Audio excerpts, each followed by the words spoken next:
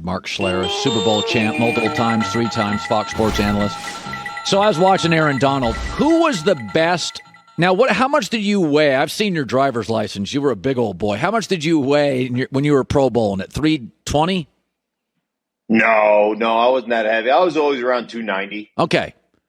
Yeah. And Aaron Donald, I don't know what he is, about 290, 295. Who is the greatest defensive lineman you ever faced, and what did he do to you that because nobody was pushing you around when you were at Idaho or in high school and most of your NFL career, but did you ever face Reggie White occasionally? Oh, yeah. Absolutely. What was that like? Frightening. It was frightening.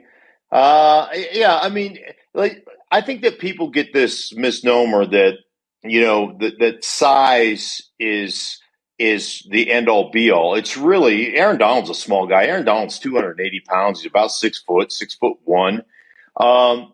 It's leverage, and leverage is created from the ground up. Leverage is created from footwork, feet over ankles, over knees, over hips, and your ability to strike a guy from a low to high plane. That's really where leverage is created. I always used to find it fascinating when offensive line coaches would like, hey, man, you got to stay lower. Oh, no, really? Why? Because I'm getting impaled and shoved back into the quarterback? Yeah, I get that. How do I stay lower? Because if two guys are 6'4", each are coming off the ball and hitting each other in the head, and one guy isn't a foot lower than the other guy. The leverage is from the ground up and then creating this upward motion. That's how leverage is created. And there's nobody better in football than Aaron Donald at creating leverage from a low to high plane. That's what makes him so just incredibly explosive. So he's a dude that you have to contend with, and he's a guy that you better have a game plan for. And even when you have a game plan for him, he can still wreak havoc like he did in the second half of that game. It's interesting.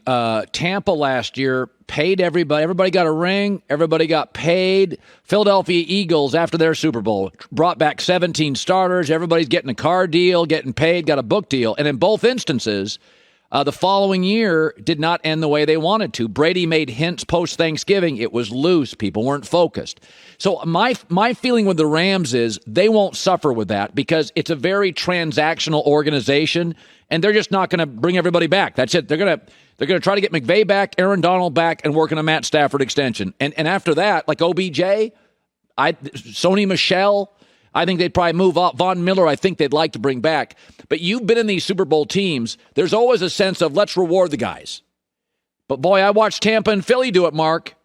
And there was a clear apathy that everybody, it's just human nature. I'd be the same way. Right. Go back to your Super Bowls. How do you keep that fire, that urgency, that little bit of fear that if I don't play well, I'm out of work? Yeah, I think it's tough. It's tough not to be sated by success. When you have success, a lot of teams and a lot of players, they're looking for, become social media stars, or they're looking for, big endorsement deals. They're looking, they're on the rubber chicken circuit, so to speak. And it's hard to really be a focused football team. I think one of the things for us, when I was a member of the Broncos who won back-to-back championships, we really feel like we should have been 3-time champions. In 1996, we were 13-3, the number 1 seed, and we got bounced out of the playoffs by Jacksonville. And that was such a painful game. It was such a painful memory for us that there wasn't a day that went by when things weren't great in practice or when things weren't great in games that we weren't saying in the midst of the game, in the midst of the huddle, like, hey, man, don't let Jacksonville happen again. Don't let that happen to you again. So there was this constant motivating factor. There was this constant like wanting to strive for greatness that permeated that organization, that we didn't become satisfied, that there was none, that we weren't sated by success. We were so driven by failure that the success part it didn't taste nearly as sweet as it probably should have. But I think it's one of the things that you have to fight against, and it's easy to talk about, really hard to do, Colin. I was thinking about the Denver Broncos because I think everybody on this show, certainly, we kind of feel like they're the Tampa a couple years before Tom got there. They're ready to win a Super Bowl. They just need the dude. They got players everywhere, especially on offense. Great corners, pass rusher, great young safety. And it's funny. I said this yesterday. I think it was yesterday, Joe, or it could have been Friday. The Packers do not talk. They're like New England. They don't talk publicly about contracts. They're very covert. They draft, they develop, they're humble. Now Aaron goes public a lot. That's fine. You have a right to do that. I got no problem. That's who Aaron is. But Green Bay doesn't, and yet they have made an effort in the last 2 weeks. Oh, my God. We love Aaron. They're leaking stuff to Schefter, and that's Adam's job. I'm not knocking. But a lot of stuff is going public. And I theorized, I think it was yesterday with Joy, they're doing that. So if Aaron leaves, the fan base can't crush him for not loving Aaron, because the fans would crush him. You drafted Jordan Love. You didn't call Aaron Rodgers. You guys are. My feeling is is Green Bay preparing for Aaron's departure? What do you make of it? Yeah. There's only one reason you negotiate in public, and that's to besmirch the player. That's the only reason that you lay stuff out there. You're greasing the skids for the departure of Aaron Rodgers. Do you want him back? Absolutely, you want him back.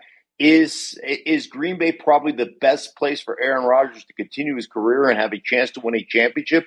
Yeah, look at the rest of the division. Of course it is. All those things are true.